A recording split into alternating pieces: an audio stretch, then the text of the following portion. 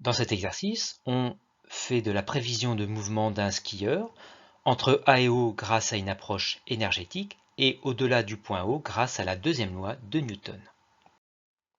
Entre A et O, le skieur est soumis à son poids vertical vers le bas ainsi qu'à la réaction normale perpendiculaire au support.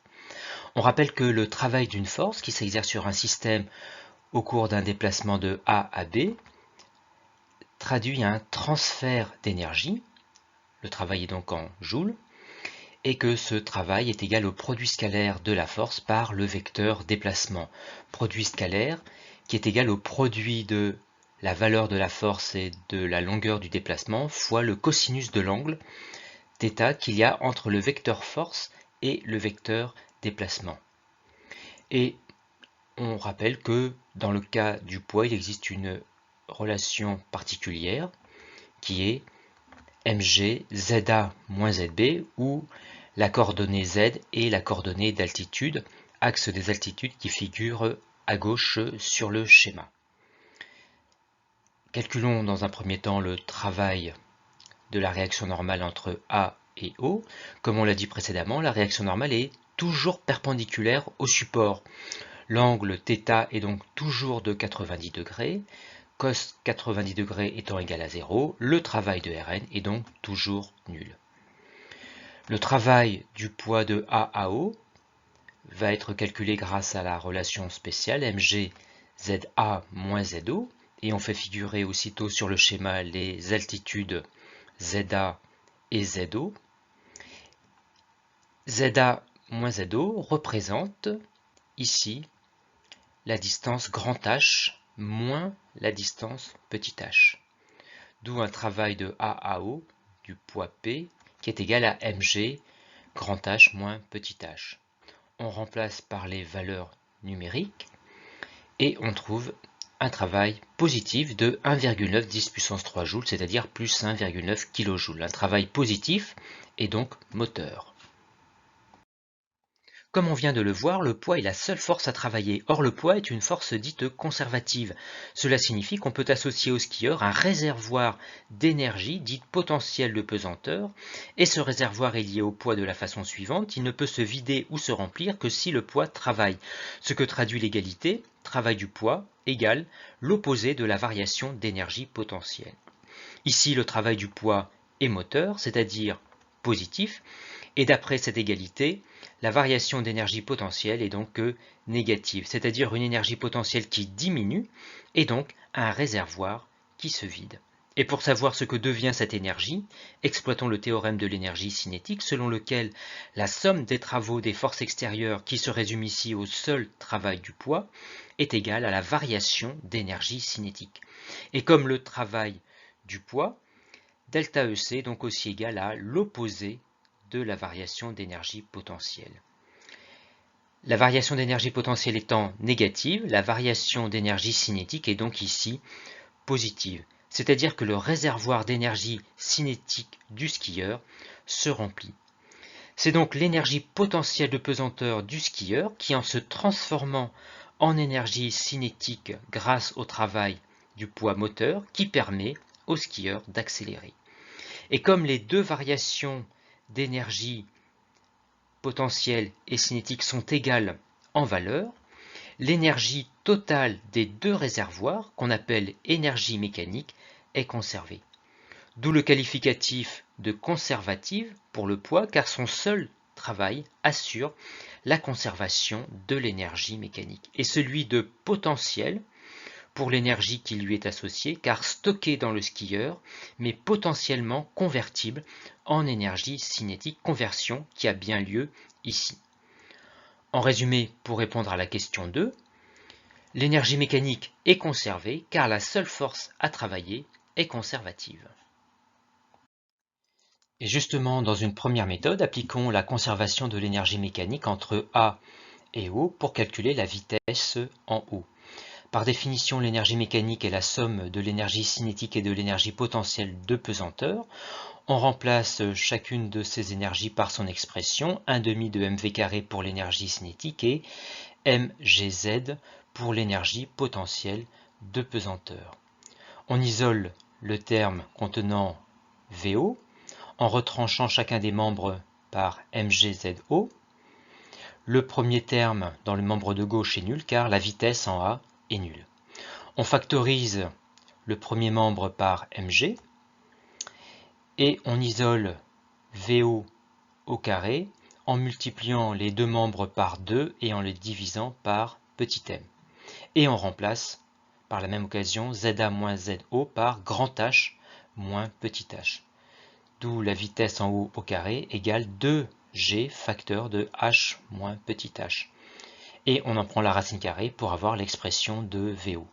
On remplace par les valeurs numériques en prenant les valeurs correspondant au tremplin débutant et on trouve une vitesse de 7,2 mètres par seconde qu'on multiplie par 3,6 pour l'exprimer en km par heure, soit 26 km par heure.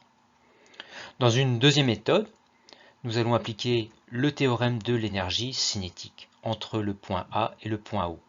Théorème de l'énergie cinétique selon lequel la variation d'énergie cinétique entre A et O est égale à la somme des travaux des forces extérieures, somme des travaux qui se résume ici au seul travail du poids.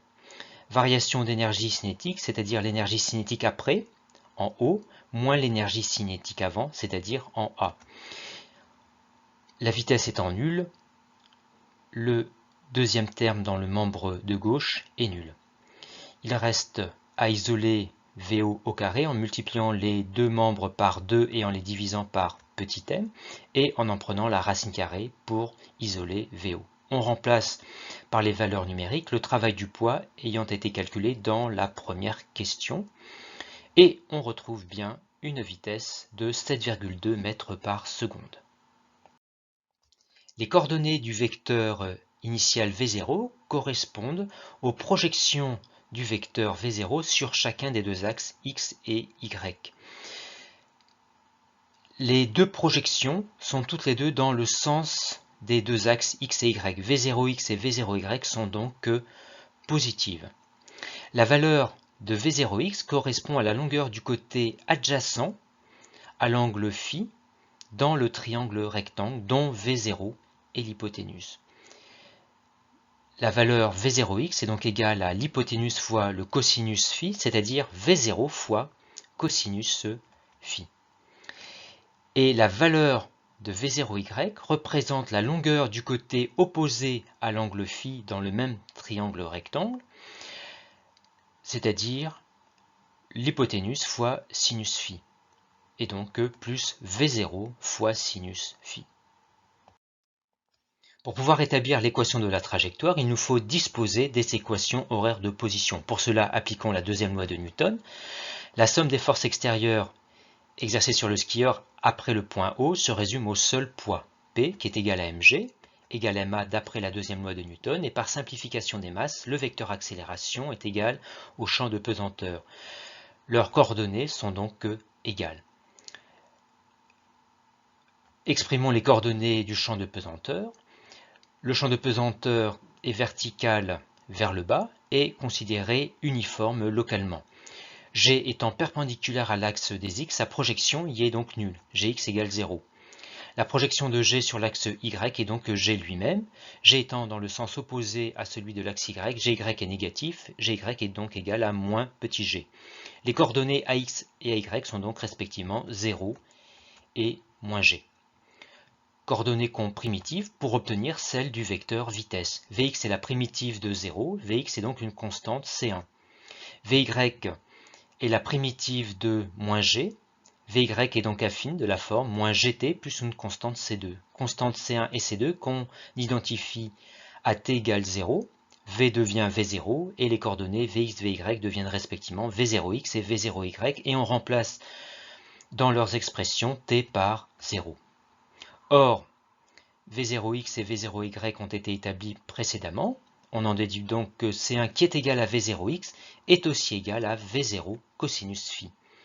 Et que C2 qui est égal à V0y est aussi égal à V0 sinus phi. On remplace les expressions de C1 et C2 ici. D'où les équations horaires de vitesse qu'on primitive pour obtenir celle du vecteur position.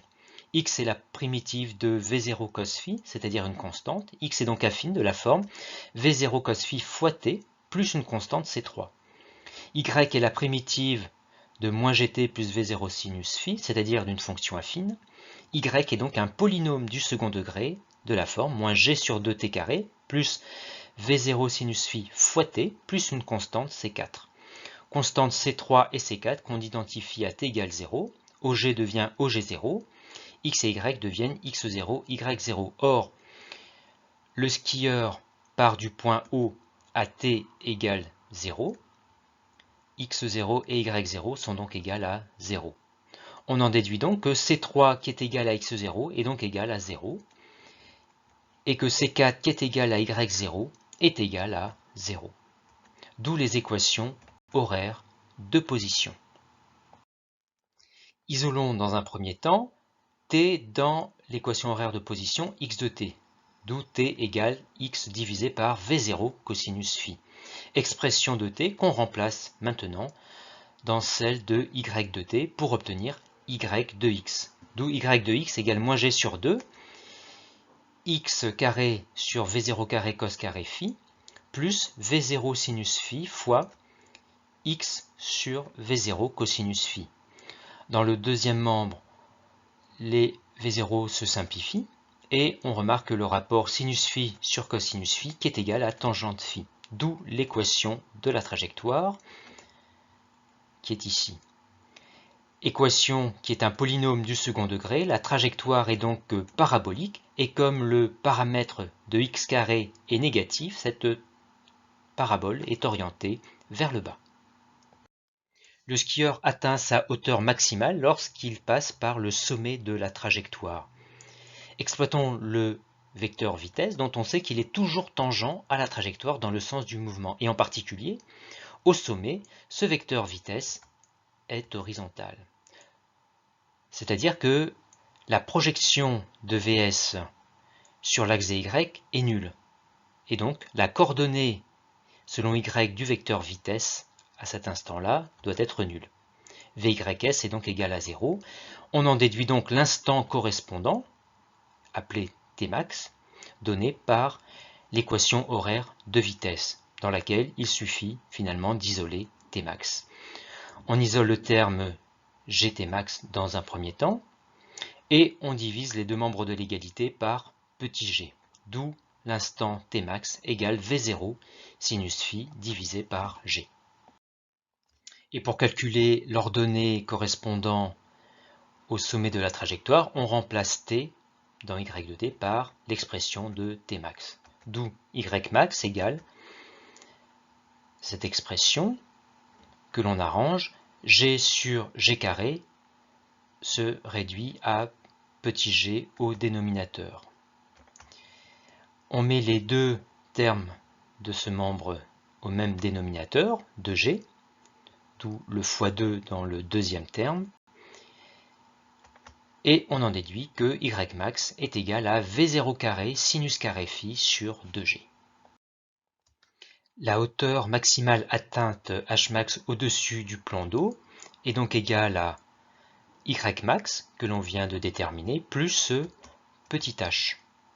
On remplace donc Ymax par l'expression obtenue précédemment et on en fait l'application numérique dans le cas du tremplin averti et on trouve une hauteur maximale de 2,6 mètres.